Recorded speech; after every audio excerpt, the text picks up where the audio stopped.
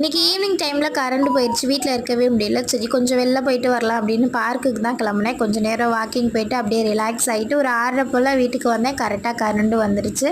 செல்வாக்கு ஃபோன் பண்ணி கேட்டேன். நைட்டு எப்படி சாப்பிட வீட்டுக்கு வந்துடுவேன் அப்படின்னு சொன்னேன். லைட்டாக கிச்சனை க்ளீன் பண்ணிட்டு சாப்பாடு வச்சுட்டு இன்றைக்கி கத்திரி வத்தல் போட்டு கருவாட்டு குழம்பு தான், கொஞ்சோண்டு வெண்டைக்காவும் இருந்தது. சரி எப்படி வேஸ்ட்டாக போயிடும் நாளைக்கு அப்படின்னு சேர்த்து வெண்டைக்காவையும் போட்டு கருவாட்டு குழம்பாவே வச்சாச்சு. சும்மா ட்ரை பண்ணி பார்க்கலாம் அப்படின்னு வச்சேன்.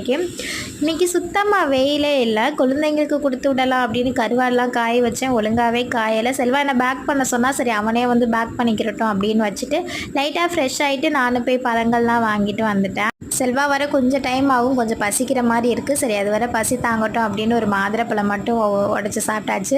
செல்வா ஒரு சோம்பேறி, நம்மலாம் உடச்சி வச்சா தான் சாப்பிடுவோம். பட் எனக்கு இல்லை, நானே உடச்சி சாப்பிட்டா தான் எனக்கு சாப்பிட்ட மாதிரி இருக்கும். மாதுளப்பழம் சாப்பிட்டு முடிக்கிறதுக்குள்ளேயுமே செல்வா வீட்டுக்கு வந்துட்டா. வந்ததுமே கொஞ்சம் கடைக்கு போய் திங்ஸ் வாங்கிட்டு சாப்பிட்டுட்டு தூங்க வேண்டியதான். வீடியோ பிடிச்சிருந்தா லைக் பண்ணுங்கள். பாய்.